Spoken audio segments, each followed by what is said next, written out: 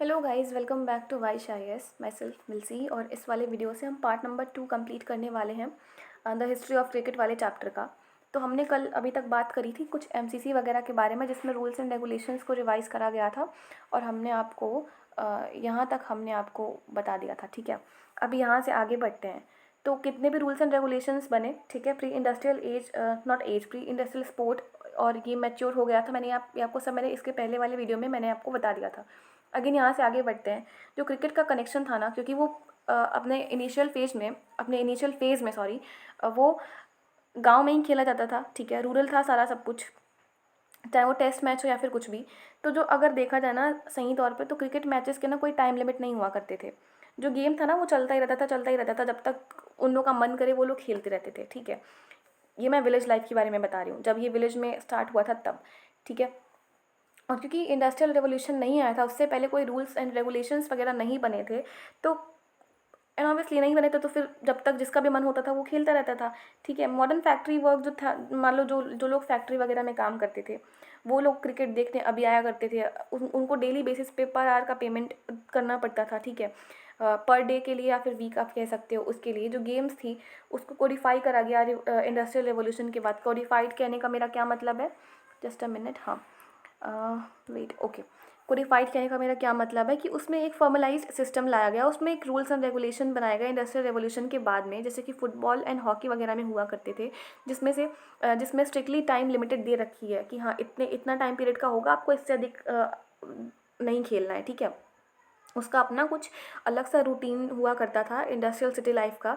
तो फिर उसी के हिसाब से, जस्ट बिकॉज सारे लोग खेलते भी थे, सारे लोग उसको देखते भी थे।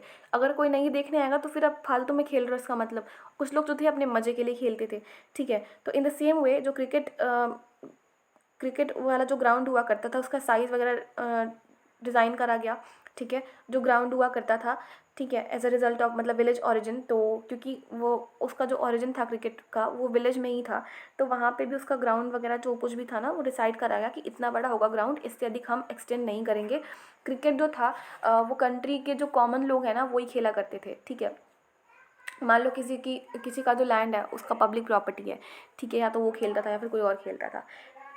अभी जो ये साइज़ थी ना उनके ग्राउंड की, वो एक विलेज से दूसरे विलेज तक वैरी करती थी। कहने का मेरा ये मतलब है कि मान लो, क्योंकि पहले के टाइम पे कोई रूल्स एंड रेगुलेशन वगैरह नहीं हुआ करते थे, तो मान लो मेरी एक ज़मीन है, ठीक है, तो अब वो ज़मीन मेरी है भाई, मैं जहाँ मर्जी वहाँ खेलूँगी, मैं जितना बड़ा चाहे ग्राउंड उतना बड़ा मैं ग्राउंड मैं ले सकती हूँ, जस्ट बिकॉज वो ज़मीन मेरी है।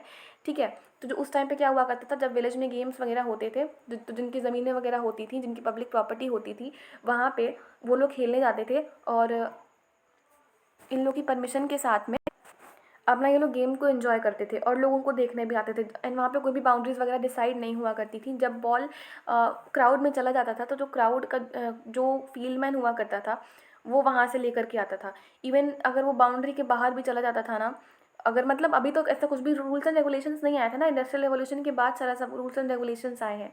ठीक है, इवन आफ्टर बाउंड्रीज अगर आप देखो तो जो लॉज ऑफ क्रिकेट है उसमें ये साफ साफ लिख रखा था एट दैट टाइम कि जो डिस्टेंस है विकेट का वो स्पेसिफाइड नहीं होगा, मतलब विकेट से जो डिस्टेंस है बॉल का वो स्पेसिफाइड नहीं होगा। जो लॉज वगैरह थे वो सिंपली एक, you can say, a sheet of paper, otherwise जो कुछ भी होगा वहाँ पे इन लोगों ने लिख रखे थे। ठीक है, जो अंपायर था उसको दोनों टीम के जो कैप्टन्स थे उसके साथ अग्री करना होता था। बाउंड्री, अगर आपको बाउंड्री डिसाइड करनी है प्लेइंग एरिया का, आप जिस भी एरिया में आप अ, खेल रहे हो गेम, तो दिस इज शैल, ठीक है, आपको अपनी बाउंड्री डिसाइड करने के लिए जो अंपायर था उसको दोनों कैप्टन्स के साथ में अग्री करना पड़ता था। अगर आप गेम के इक्विपमेंट को देखोगे ना तो आप ये समझ जाओगे कि क्रिकेट कैसे चेंज हुआ है। टाइम जैसे जैसे टाइम चेंज हुआ है वैसे वैसे जो क्रिकेट है ना वो भी चेंज हुआ है। येट आप देखो, फंडामेंटली अगर मैं बात करूँ तो इसका जो ट्रू ओरिजिन है, ठीक है, जो रियल ओरिजिन है वो इंग्लैंड का जो रूरल एरिया है ना वहीं से आया है। क्रिकेट जो क्रिकेट का जो बहुत ज़्यादा इंपॉर्टेंट जो टूल्स हुआ करता था वो सब नेचुरल हुआ करता था। कहने का मतलब ये है कि बस वो लकड़ियों से बना था, जो प्री इंडस्ट्रियल मटेरियल है, जब इंडस्ट्रीज डेवलप नहीं हुई थी उस टाइम पे, तो उस टाइम पीरियड पे जितने भी ट्रीज़ वगैरह हुआ करते थे, ठीक है, मोटे मोटे ट्रीज़ जो हट्टे कट्टे हुआ करते थे, लाइक जो एक बार में टूटे ना उससे ये बनते थे। तो बैट किससे बना था, बैट जो था ना बैट मतलब लकड़ी से बना हुआ होता था, जो स्टम्प्स था वो बेल्स से बना हुआ होता था, जो बॉल है वो लेदर का बना हुआ होता था, ठीक है, लेदर का या फिर ट्वाइन का या फिर कॉर्क का बना हुआ होता था। इवन टुडे आप देखोगे ना, जो बैट और बॉल जो होता है ना वो हैंडमेड होते हैं, इंडस्ट्रियली मैन्युफैक्चर्ड नहीं होते हैं। तो जो मटेरियल है बैट का, this is not bat, this is bat, तो जो ये मटेरियल है बैट का वो स्लाइटली चेंज हुआ है over the period of time, ठीक है।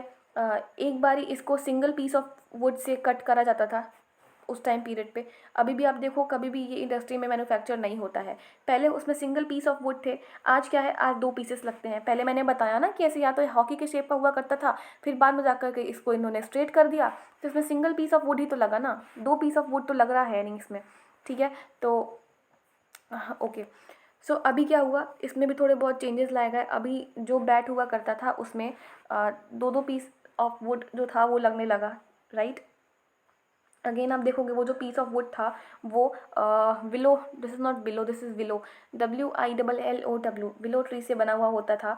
और जो हैंडल था जिससे आप आज पकड़ते हो बैट, वो किससे, वो केन से बना हुआ होता था, जो कि जो ये यूरोपियन कॉलोनिस्ट थे सब, उन्होंने जिन जिन कंट्री को कॉलोनाइज करके रखा था, लाइक एशिया के जिन जिन जो कंट्रीज़ वगैरह थे वहाँ पे, मतलब कंट्रीज़ तो खैर नहीं थे उस टाइम पे, कंट्री क्या ही, मैं कंट्री बोलूँ ना बोलूँ बात बराबर है। उस टाइम पे जिन जिन एरिया को इन लोगों ने कॉलोनाइज़ कर रखा था, वहाँ इन लोगों ने ये जो जिस जिस लकड़ियों का ये बैट एंड बॉल बनता था ना, बॉल तो नहीं बैट वगैरह बनता था, उसको इन्होंने ग्रो करना चालू कर दिया। अनलाइक गोल्फ और टेनिस और गोल्फ में जैसे होता है, वैसे क्रिकेट में क्रिकेट ने अपने जो टूल्स थे उनको रीमेक करने के लिए मना कर दिया, ठीक है। मतलब जो उनका जो बॉल बैट एंड बॉल्स हैं, आप उसको रीमेक नहीं कर सकते हो। बाकी आप अदर गेम्स में कर सकते हो। बाकी गेम्स में क्या हुआ, जैसे कि गोल्फ वगैरह हो गया, टेनिस वगैरह हो गई, इन ये भी जब अपने प्री इंडस्ट्रियल एज में होंगे तो ये भी नेचुरली सब कुछ होता होगा इनके पास भी, जो जिससे भी ये लोग खेलते हैं उससे, ठीक है। बट जैसे इंडस्ट्रियल रेवोल्यूशन आया, चीज़ों में बदलाव आया, सारा सब कुछ डेवलप होने लगा, तो इन्होंने जो इंडस्ट्रियल मटेरियल होता है, जो लाइक मैन मेड होते हैं मटेरियल्स, जैसे कि प्लास्टिक, फाइबर ग्लास, मेटल्स वगैरह जो होते हैं, इन सब से इन लोगों ने अपने अपने इक्विपमेंट्स बनाए, अपने अपने जो भी bat and ball type, not bat and ball, अब जो भी इसमें होता होगा गोल्फ एंड टेनिस में, इन लोगों ने वो बनाया, बैडमिंटन वगैरह जो कुछ भी है, ठीक है। इन सारे गेम्स में इंडस्ट्रियल रेवोल्यूशन से पहले कुछ और होता था, इंडस्ट्रियल रेवोल्यूशन जैसे आया तो उसके बाद में डेवलपमेंट हुई, and hence material, plastic, fibre glass, इन सारे सब जो कुछ भी होता था, इन सब से ये बनाया जाता था। एंड इन सारे आइडियाज़ को जो क्रिकेट जो अथॉरिटीज़ थी उन्होंने रिजेक्ट करा, उन्होंने बोला कि नहीं, ये नेचुरल है और हम नेचुरल चीज़ें ही यूज़ करेंगे। इसके पीछे का रीज़न आप अभी तक आई होप आप समझ रहे हो कि इसके पीछे का रीज़न क्या है। जस्ट बिकॉज जो क्रिकेट था वो विलेज में ओरिजिनेट हुआ था और इसके अगेंस्ट में कोई नहीं जाता, जस्ट बिकॉज अभी भी उतना डेवलपमेंट नहीं हुआ है ना, ठीक है ना, अभी इतना हो गया, अब इतना भी डेवलप नहीं हुआ है कि आप कुछ भी कर लो उसके साथ में। और कुछ अपने उसूल भी होते हैं, तो विलेजेस में स्टार्ट हुआ था, लोगों को प्रैक्टिस बन गई थी अभी वहाँ पे खेलने की, एक ये भी रीज़न था, इस वजह से नहीं हुआ, अपना एक सेंटिमेंटल आप कह सकते हो, वो उनके जो सेंटिमेंट्स थे ना वो जुड़े हुए थे उसके साथ में, और उन लोगों ने कभी भी उसको रीमेक करने की कोशिश नहीं करी। ऑस्ट्रेलियन क्रिकेटर हैं डेनिस लिली, उन्होंने अपने इनिंग्स में वो एल्यूमिनियम बैट का यूज़ करना चालू करा था, बट उनके इस आइडिया को रिजेक्ट कर दिया गया, और जो एम्पायर था उनके उस एम्पायर के थ्रू इनको खेलने नहीं दिया गया, इनको बाहर निकाल दिया गया। But in the matter of protective equipments की अगर मैं बात करूँ, जो लोगों को प्रोटेक्ट करता है कि लाइक चोट वोट ना लगे, उसमें ज़रूर इन लोगों ने कुछ टेक्नोलॉजिकल चेंजेस करे हुए हैं, ठीक है। जैसे कि इन्वेंशंस बड़े सारे से हुए हैं, वुल्केनाइज्ड है, वोल्केनाइज नहीं गाइस, वुल्केनाइज है, ठीक है, ये यू है, जो वुल्केनाइज रबर है, ठीक है। इसके वजह से, एक सेकेंड, हाँ, जो वुल्केनाइज रबर है इसके वजह से भी बहुत सारे से पैड्स वगैरह जो हैं वो इंट्रोड्यूस करेगा 1848 में। जो प्रोटेक्टिव ग्लोव्स हैं उसके बाद में बहुत जल्दी ये इंट्रोड्यूस करे गए। और जो मॉडर्न गेम है वो जो हेलमेट्स जो क्रिकेटर्स पहनते हैं ना, कभी कभी बॉल से चोट लग जाती थी, ठीक है, तो जो हेलमेट्स वगैरह पहनते हैं वो भी इंट्रोड्यूस करेगा, जस्ट बिकॉज विदाउट हेलमेट्स आप इमेजिन भी नहीं कर सकते हो क्रिकेट को, ठीक है। जो हेलमेट्स हुआ करता था वो मेटल का बना हुआ होता था, सिंथेटिक लाइट वेट हुआ करता था उसका जो मटेरियल, जो हेलमेट्स का बना हुआ होता था वो। अगली बार कोई पूछेगा कि हेलमेट्स किससे बना हुआ होता था, चुपचाप से बता देना, यहाँ पे अपने सब देख रखा है, ठीक है। अभी बात करेंगे क्रिकेट एंड विक्टोरियन इंग्लैंड की। अपना ये नया टॉपिक स्टार्ट करते हैं हम अभी से, ठीक है। तो जब ये क्रिकेट का ये जो ऑर्गेनाइजेशन हुआ था ना इंग्लैंड में, ठीक है, क्रिकेट इंग्लैंड में जब ऑर्गेनाइज हुआ था, साफ साफ ना ये नेचर दिखा रहा था इंग्लिश सोसाइटी का, ठीक है। कहने का क्या मतलब है कि ये जो लोग थे, क्योंकि ये वहाँ पे हुआ था, ब्रिटेन में हुआ था, ठीक है, तो क्योंकि अब उन लोग के वहाँ हुआ है, अपने आप को सुपीरियर दिखाएंगे ये लोग कि हाँ तुम लोग को तो कुछ नहीं आता, हमने इंट्रोड्यूस करा है भाई, हमें सब कुछ आता है, एंड हेंस हम लोग ही इसको प्ले कर सकते हैं। आप लोगों की इतनी औकात नहीं है कि आप लोग आके यहाँ पे हमारे पास या फिर हमारे साथ आप लोग क्रिकेट खेलो, ठीक है। तो वहाँ पे जो साफ साफ इंग्लिश सोसाइटी का जो नेचर था वो दिखाया गया। एंड बस इतना ही नहीं, कुछ अच्छी अच्छी चीज़ें भी दिखाई, लाइक फेयर प्ले होता है, ये होता है, वो होता है। मैंने आपको सब स्टार्टिंग के लेक्चर्स में मैंने आपको बता दिया था, ठीक है। जो रिच पीपल हुआ करते थे, जिनको खेलना भी आता था, जो खेलना अफोर्ड भी कर सकते थे, ठीक है, और जो अपने प्लेजर के लिए खेलते थे, उनको आर्मेचर्स कहा गया, ठीक है। और जो गरीब लोग थे, जो अपनी लिविंग के लिए खेलते खेलते थे, उनको प्रोफेशनल्स कहा गया। आई बात समझ में, ठीक है। जो रिच जो थे उनको एमेच्योर, आर्मेच्योर्स नहीं गाइज, एमेच्योर्स होता है, ठीक है। This is not a R, this is a M, ठीक है। आर यहाँ से कट कर देना। तो जो रिच थे उनको एमेचर्स दो रीज़न की वजह से कहा जाने लगा। एक तो पहला ये रीज़न था कि वो स्पोर्ट्स को ना अपना लीजर एक्टिविटी मानते थे कि हाँ चलो फ्री फोकट का बैठे हैं, कोई काम धंधा है नहीं, जाके हम क्रिकेट खेल लेंगे क्योंकि हमको अच्छा लगता है, मज़ा आता है खेलने में। एक तो ये रीज़न हो गया। दूसरा ये कि उनके पास उतनी इनफ मनी होती थी वहाँ पे इन्वेस्ट तो खैर कुछ नहीं करते थे वो ये लोग। दूसरा रीज़न ये था कि उस गेम में ना उतना पैसा नहीं लगता था, तो इसीलिए जो रिच जो लोग हुआ करते थे ना, वो उसमें इंटरेस्टेड थे, ठीक है। और इसका एक और रीज़न ये था कि उस टाइम पे क्रिकेट से उतना पैसा उन लोग को मिलता भी नहीं था। आज देखो, आज हमारे जो कंट्री के क्रिकेटर्स हैं कितना ज़्यादा कमा रहे हैं, ठीक है। अब मैं तो बता भी नहीं सकती, आप खुद ही गूगल पे चेक कर लेना। उस टाइम पे इस टाइम पे प्रेजेंट डे अगर मैं बात करूँ तो उस टाइम पे क्रिकेट से उतनी अर्निंग किसी की होती नहीं थी, ठीक है। तो अभी तो यहाँ पे इस लोगों को ना दो क्लासेस में डिवाइड कर रखा है। अभी सोचो यहाँ कहाँ से कहाँ ये चैप्टर चला गया। मैंने आपको क्रिकेट का एवोल्यूशन बताया कि कैसे हुआ, क्यों हुआ, और अभी क्या है, अब यहाँ पे डिवीजन स्टार्ट हो गया क्रिकेट में भी, ठीक है। तो ये लोग दूसरे कंट्री में जाके लोगों को नहीं परेशान कर रहे थे, इन लोगों ने खुद के कंट्री में भी नाक में दम कर रखा था। बस लोगों को पता बाद में चला, एकदम अचानक से लोगों को पता चला। चीज़ें तो ये धीरे धीरे पहले, बहुत पहले स्टार्ट हो गई थी। इन लोग की ये दकियानूसी जो ख्याल है कि हाँ तुम रिच हो, तुम पुअर हो, तुम अमेच्योर हो, हम मतलब जो पुअर्स हैं वो प्रोफेशनल्स हैं। तुम अमेच्योर क्यों हो, तुम अमेच्योर क्यों हो, क्यों? क्योंकि तुम अपने जो ये स्पोर्ट्स हैं उनको काइंड ऑफ लीजर एक्टिविटी मानते हो, अपने फ्री टाइम के लिए खेलने के लिए मानते हो, ठीक है। और दूसरा ये कि कोई उसमें इनफ मनी नहीं हुआ करता था गेम में कि जो रिचेस्ट पीपल उसमें इंटरेस्टेड हो। पहले मैंने बोला कि उसमें इंटरेस्टेड थे, ऑफकोर्स इंटरेस्टेड थे, जस्ट बिकॉज वो उसको एक अपना लीजर एक्टिविटी मानते थे कि हाँ हम फ्री में बैठे हैं, कोई बात नहीं, कोई काम धंधा नहीं, एकदम वेले बैठे हैं, हम जाके खेल लेंगे। अगर आप दूसरा पॉइंट देखोगे इनका नेगेटिव पॉइंट, तो उस पर इंटरेस्ट इसलिए भी उनको उतना ज़्यादा नहीं था, ठीक है। अगर अगर इंटरेस्ट होता तो वो फिर प्रोफेशनल की तरह खेलते ना, क्योंकि उनको इंटरेस्ट नहीं था इसमें। तो ये लोग क्यों इंटरेस्ट नहीं था, क्योंकि उनको क्रिकेट से उतनी अर्निंग नहीं होती थी, ठीक है। क्रिकेट में उतना कुछ पैसा था नहीं, इसलिए इन लोग को उतना इंटरेस्ट नहीं था। बस अपने मौज के लिए खेल रहे थे कि हाँ हम मौज करेंगे आगे जाके। जो वेजेस थे प्रोफेशनल्स के, वो पैट्रोनेज के थ्रू या फिर सब्सक्रिप्शन जो मिलता था उसके थ्रू इन लोगों को पे करा जाता था ना। पैट्रोनेज मतलब एग्रीमेंट होता है बाय वेल्दी सपोर्टर। ये लोग फाइनेंशियल सपोर्ट प्रोवाइड करते हैं किसी भी स्पेसिफिक कॉज के लिए। सब्सक्रिप्शन मतलब जो कलेक्टेड फाइनेंशियल कंट्रीब्यूशन होता है ना, ठीक है, फॉर स्पेसिफिक पर्पस, किसी एक पर्पस के लिए आप फाइनेंसेस को कलेक्ट करते हो, बड़े सारे लोगों का उसमें कंट्रीब्यूशन होता है। आपने तो ये तो टर्म सुन रखा होगा, सब्सक्रिप्शन, राइट। यूट्यूब पे भी सब्सक्रिप्शन सुन रखा होगा आपने कई जगह पे। तो जो प्रोफेशनल्स थे उनको यहाँ से पेमेंट वगैरह मिलती थी। जो गेम था वो सीजनल हुआ करता था और कोई भी एम्प्लॉयमेंट नहीं मिलता था। मतलब अगर कोई चाहे कि हमको इस सीज़न में मिल जाए एम्प्लॉयमेंट, तो ज़रूरी नहीं कि उस टाइम पे कोई क्रिकेट खेल ही रहा होगा, ठीक है। या फिर वहाँ पे कोई सीट्स वगैरह खाली होगी। बहुत सारे से प्रोफेशनल्स ऐसे भी थे जो माइनर की तरह काम करते थे, ठीक है। बहुत सारे से other form of working class employment थे जो विंटर्स में आते थे। मतलब कहने का साफ साफ ये मतलब है कि जो प्रोफेशनल्स हुआ करते थे वो और भी काम करा करते थे, जिनकी वजह से उनको छुट्टियाँ मिलती थी, तब जा करके वो आते थे। तो ऐसा कोई क्रिकेट ना कोई एम्प्लॉयमेंट प्रोवाइड करने वाला गेम नहीं था। बस ऐसा था कि गेम जो था ना वो थोड़ा सा सीजनल था, जस्ट बिकॉज जो फैक्ट्री वगैरह में जो काम करते थे, जो फैक्ट्री वर्कर्स हुआ करते थे, वो भी इस गेम का हिस्सा थे।